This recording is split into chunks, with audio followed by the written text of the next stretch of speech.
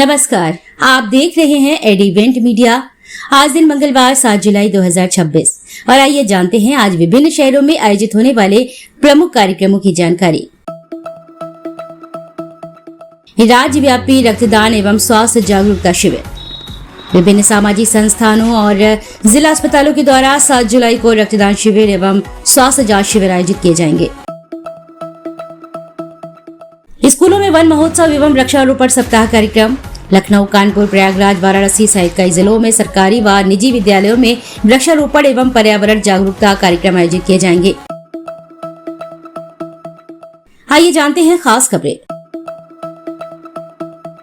पश्चिम बंगाल में हाल ही में तृणमूल कांग्रेस के 3 राज्यसभा सांसदों की तरफ से इस्तीफा देने के बाद खाली हुई सीटों पर उपचुनाव का ऐलान कर दिया गया है। चुनाव आयोग के अनुसार इन सीटों पर एक ही दिन मतदान कराए जाएंगे और उसी दिन मतों की गणना होगी।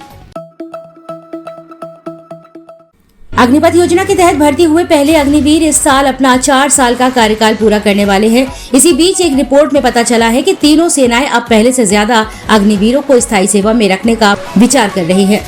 आखिर ऐसा क्यों हो रहा है? अचानक ज्यादा प्रशिक्षित अग्निवीरों की जरूरत क्यों महसूस हुई है और इससे योजना में क्या बदलाव आ सकते हैं?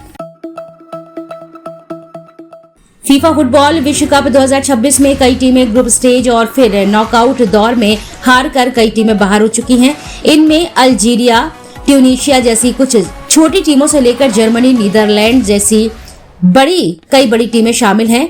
इन हार का असर हुआ है कि इन देशों में फुटबॉल फैंस के बीच टीमों को लेकर भारी गुस्सा दिखा और अंततः खराब प्रदर्शन के लिए खिलाड़ियों का प्रबंधन पर गाज गिरी है।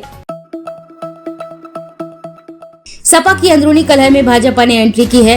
मुरादाबाद की कुंदरकी विधानसभा सीट से भाजपा विधायक रामवीर ने कहा है, सांसद ने पैसे के बल पर पाया टिकट और जीता चुनाव। वहीं सपा सांसद ने पलटवार करते हुए कहा है कि जनता जानती है भाजपा ने कैसे जीता कुंदरकी का चुनाव, इस बार मिलेगा जवाब।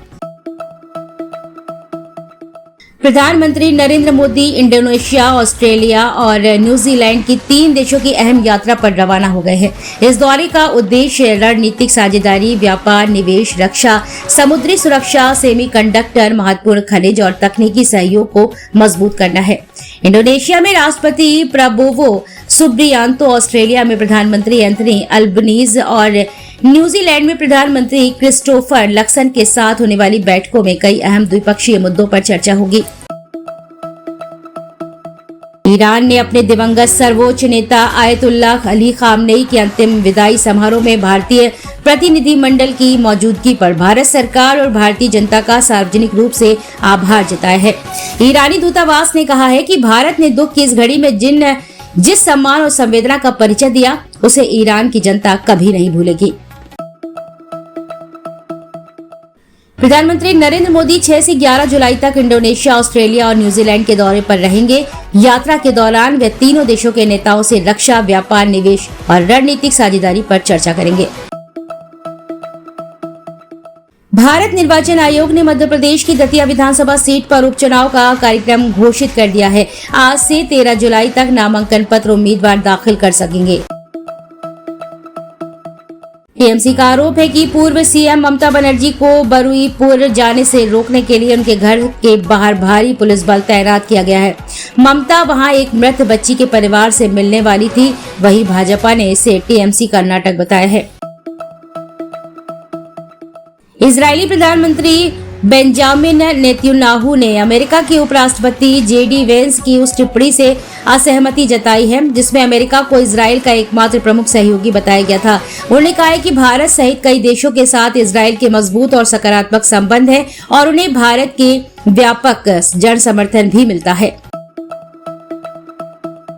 मानसून की बारिश और विदेशी निवेशकों की वापसी से सेंसेक्स और निफ्टी में लगातार चौथे सत्र में भारी बढ़त जारी है। नाटो शिखर सम्मेलन शुरू होने से एक दिन पहले रूस ने यूक्रेन की राजधानी कीव पर बैलिस्टिक मिसाइल, क्रूज मिसाइल और ड्रोन से बड़ा हमला किया है। चंडीगढ़ रेलवे स्टेशन के सामने यूपी के युवक की चाकू से गोद कर हत्या कर दी गई। युवक आशीष कमांड हॉस्पिटल में माली था। 3 अज्ञात हमलावरों पर हत्या का आरोप लगा है। परिजन घायल को ई रिक्शा से मनीमाजरा सिविल अस्पताल ले गए लेकिन जान नहीं बच सकी। मुंबई और पुणे के बीच भारी बारिश के कारण भूस्खलन होने से रेल यातायात बुरी तरह से प्रभावित हो गया है। मध्य रेलवे ने कई ट्रेनों को रद्द, डाइवर्ट और रीशेड्यूल किया है। लोनावला करजत घाट सेक्शन में तीनों रेलवे लाइनें प्रभावित हुई हैं। इतना ही नहीं, मुंबई पुणे एक्सप्रेस वे पर भी आवाजाही रोक दी गई है। ईरान ने आयतुल्लाह अली खामनेई के अंतिम विदाई समारोह में भारतीय प्रतिनिधिमंडल की मौजूदगी पर भारत सरकार और जनता का आभार जताया है। ईरानी दूतावास ने इसे दोनों देशों की गहरी मित्रता और ऐतिहासिक संबंधों का प्रतीक बताया है। सोशल मीडिया इन्फ्लुएंसर निशा चौहान हत्याकांड में बड़ा खुलासा हुआ है। सोशल मीडिया इन्फ्लुएंसर के हत्यारोपी से पुलिस ने अस्पताल जाकर पूछताछ की है। आरोपी से मिली जानकारी के आधार पर भी नए सिरे से पुलिस जांच कर रही है। उत्तराखंड के नैनीताल में एक्रोल रिजॉर्ट में देह व्यापार का खुलासा। पुलिस ने 52 पुरुष और 10 महिलाएं गिरफ्तार की हैं। मेरठ के कारोबारी उमेंद्र ने नैनीताल के रिजॉर्ट में बुकिंग कराई थी। बिना अनुमति पार्टी और अश्लील गतिविधियां चल रही थी। और अब बात करते हैं मौसम की। दिल्ली में आज मौसम विभाग ने बारिश का ऑरेंज अलर्ट जारी किया है। देहरादून में आज मौसम विभाग ने भारी बारिश और गरज चमक के अलर्ट जारी किया है।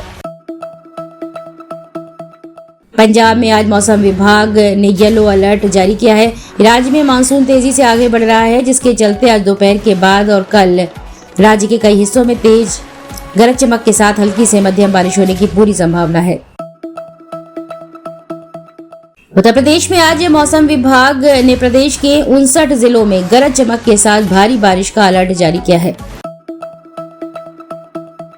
मध्य प्रदेश में आज मौसम विभाग ने देवास, बैतूल, अलीराजपुर, सागर, दमोह और अनूपपुर सहित 6 जिलों में भारी से अति भारी बारिश का ऑरेंज अलर्ट जारी किया है।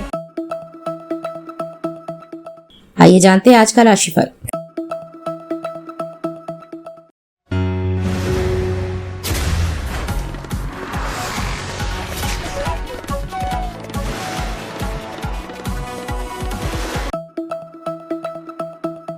अपनी खबर, कार्यक्रम या विज्ञापन प्रकाशित कराने के लिए नीचे दिए गए कॉन्टैक्ट नंबर व ईमेल पर आज ही संपर्क करें।